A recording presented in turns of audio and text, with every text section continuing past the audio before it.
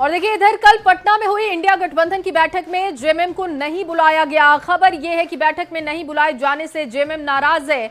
JMM ने साफ साफ कह दिया है कि बिहार चुनाव को लेकर वो गंभीर है और 12 सीट कम से कम 12 सीटों पर जेएमएम चुनाव लड़ेगा किसी भी स्थिति में, ये साफ किया जा चुका है। जेएमएम का दावा है कि हेमंत सोरेन के रूप में उनके पास गठबंधन का बड़ा चेहरा मौजूद है जिसका फायदा इंडिया गठबंधन को मिलेगा। आरजेडी और कांग्रेस ने जेएमएम को धैर्य रखने की सलाह दी है। आरजेडी ने कहा कि जिस तरीके से जेएमएम ने झारखंड चुनाव में फैसला लिया, ठीक उसी तरीके से बिहार चुनाव में आरजेडी फैसला लेगा। दावा है तो कोई हवा हवाई नहीं है। हमारी वहां जमीन है, हमारा वहां जनाधार है, हमारे लोग हैं वहां। और सबसे बड़ी बात कि आज पूरे देश का सर्वाधिक लोकप्रिय नेता हमारा है। 12 सीट स्टेट यूनिट ने लिखकर भेजा है। मैं समझता हूं 7-8 सीट ऐसे हैं जो बहुत मजबूत जनाधार है, वहां हमारे पास योग्य उम्मीदवार हैं और हम चाहेंगे कि उन सीटों पर इंडिया गठबंधन के तहत हमें मौका मिले। अभी विधानसभा बिहार में जो होना है अभी विलम्ब है, इसलिए जेएमएम को धैर्य रखना चाहिए। क्योंकि जिस तरह से जेएमएम ने झारखंड में कहा कि हम बड़ा भाई के रूप में हैं, वैसे ही बिहार में राष्ट्रीय जनता दल बड़ा भाई के रूप में है। जेएमएम ने जो वहाँ निर्णय लिया उसी तरह का निर्णय बिहार में भी होगा।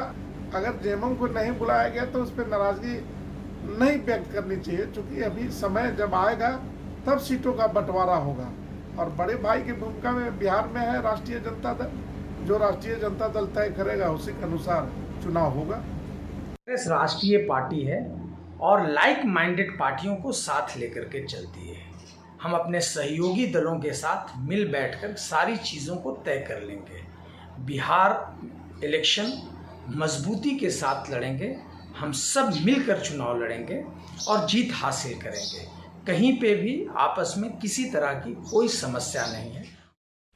तो देखिए महागठबंधन में एक तरफ सीटों को लेकर दांवपेच फंसा हुआ है, वहीं बैठक में नहीं बुलाए जाने पर जेएमएम की नाराजगी पर जेडीयू के राष्ट्रीय प्रवक्ता राजीव रंजन का बयान सामने आ चुका है। उन्होंने कहा कि भानुमति के कुनबे में पहले से बिखराव था, अब जेएमएम के रुख से साफ हो गया है कि बिहार में इंडिया गठबंधन का कोई भविष्य नहीं। अगर ये मिलकर लड़ेंगे तो भी कुछ नहीं कर पाएंगे, अलग अलग लड़ेंगे तो इनके अस्तित्व का संकट होगा। भानुमति के कुनबे में बिखराव पहले से ही था और वो एक बार फिर बगावती सुर जेएमएम के जिस तरह के दिखे हैं उससे बिल्कुल साफ है कि महागठबंधन का बिहार में कोई भविष्य नहीं है। दरअसल जेएमएम ने कल की बैठक में हिस्सा नहीं लिया और सूचना है पशुपति पारस जी की पार्टी भी इस बैठक का हिस्सा नहीं बनने के लिए तैयार थी। अब सीट शेयरिंग को लेकर के कांग्रेस और आरजेडी के जो तल्ख तेवर हैं और उसके बाद माले के दबाव की राजनीति। और देखिए इंडिया गठबंधन में मतभेद को लेकर बक्सर से आरजेडी सांसद सुधाकर सिंह ने कहा कि कोई मतभेद नहीं है। पिछली बार के चुनाव और इस बार के चुनाव में बहुत अंतर है। हम लोग बेहतर समन्वय के साथ चुनावी मैदान में इस बार उतरने वाले हैं। इंडिया गठबंधन में सीएम उम्मीदवार को लेकर कहा कि सही समय पर ऐलान भी होगा। सभी लोगों को पता है कि जो सबसे बड़े दल का नेता होता है वही मुख्यमंत्री पद का दावेदार होता है।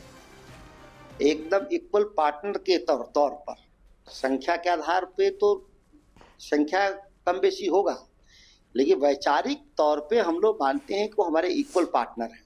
उस लिहाज से हम लोग चुनावी अभियान में जाने वाले हैं। लेकिन सीएम उम्मीदवार के तौर पर अभी तक तेजस्वी यादव के नाम पर मुहर नहीं लगी, जबकि आरजेडी की तरफ से ऑलरेडी बोला जा चुका है कि तेजस्वी यादव ही चेहरा है, इसमें कोई कंफ्यूजन नहीं है। सहयोगी दल के साथ बैठकर इस पर निर्णय क्यों नहीं हो पा रहा है? देखिए, सभी लोग को अभी तक जानकारी भी है कि जो सबसे बड़ा दल का जो नेता होता है वही मुख्यमंत्री का दावेदार भी होता है और वही मुख्यमंत्री बनता भी है।